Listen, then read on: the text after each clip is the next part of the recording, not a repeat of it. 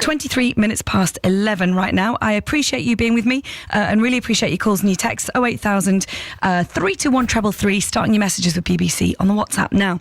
Around 6 or 7 years ago, I remember really clearly meeting an incredible young lass from Cramlington. She's 32 years old now, Mel Hartshorn. She's got a really rare and very severe form of Ehlers-Danlos syndrome, which is known as EDS, which means that all of her joints are prone to dislocating and she's in constant pain. She has fits throughout the day. And although you'd forgive Mel for lying back and giving in, she's determined and she's really driven. And we've followed her journey over the years and it has been anything but easy.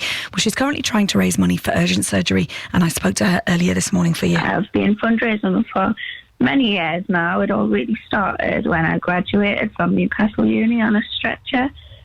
I had fusions in Barcelona, which couldn't be done in the UK, to stop my skull, neck and spine dislocating.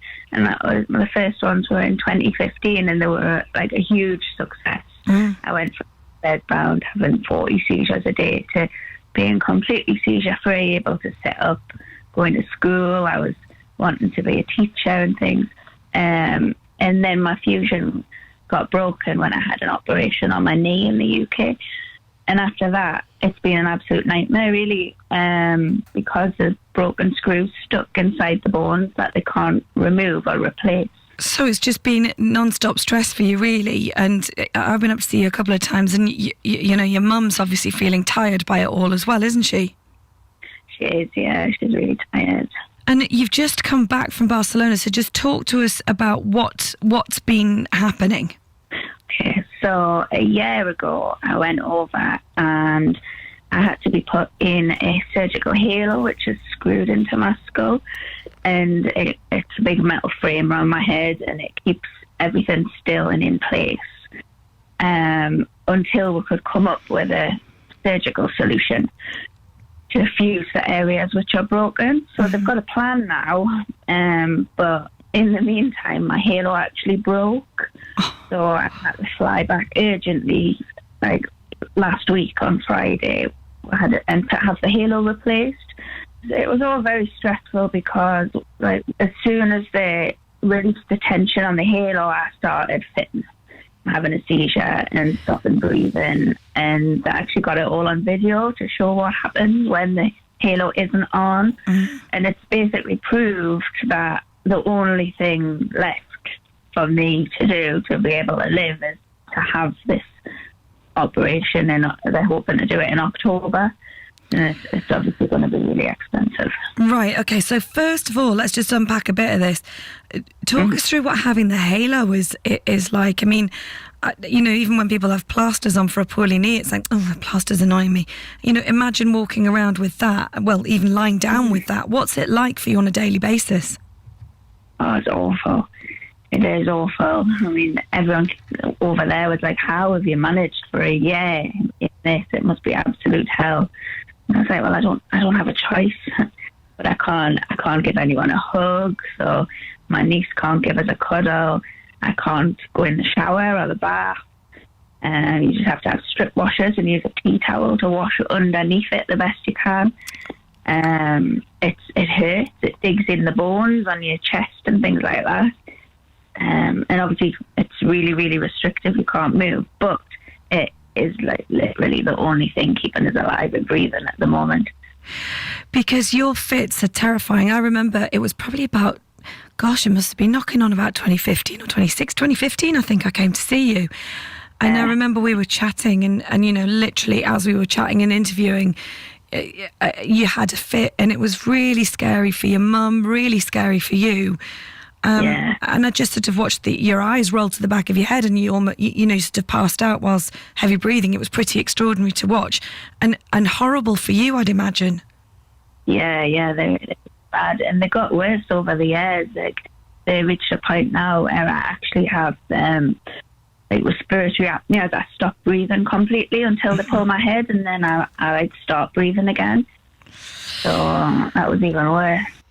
So you just joined us there. That's Mel Hartshorn there, just chatting to us about Ehlers-Danlos syndrome and how she's trying to raise more cash. We'll have more from her in about the next 10 minutes or so. Now, my guest on the show at the moment is 32-year-old Mel Hartshorn from Cramlington. So I'm sure you'll have heard of Mel's name before. Since 2015, she's been living with a really rare and extremely severe case of Ehlers-Danlos syndrome. And what that is basically it means that all of her joints are prone to dislocation. She's in a lot of pain and she experiences, really scary fits throughout the day. Well, last year she had emergency surgery to fit a halo, which is essentially kind of screwed on. It's like, imagine a halo around your head sort of screwed onto your body. She told us a little earlier that is what is keeping her alive, but it's only temporary.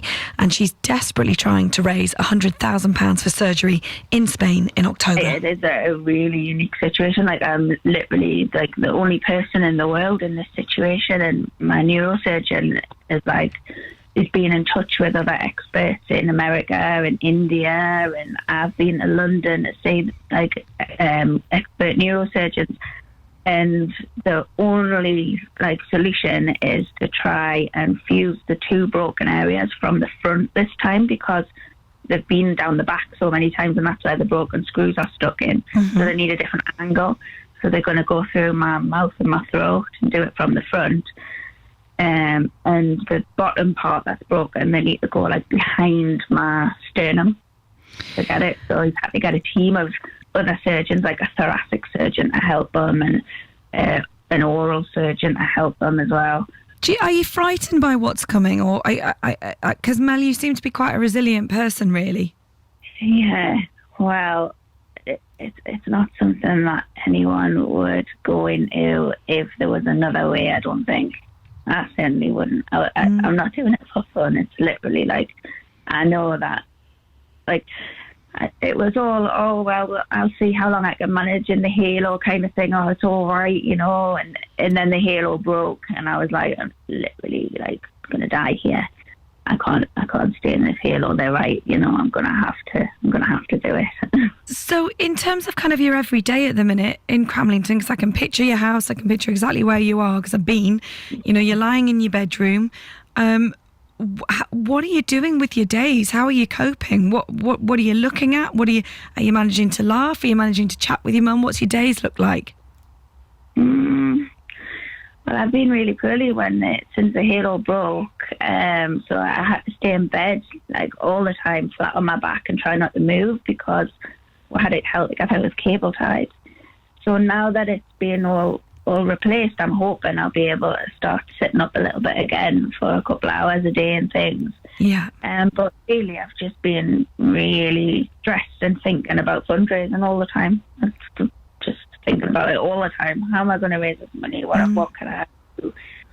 What can I organise? Who can I get to help? Things like that.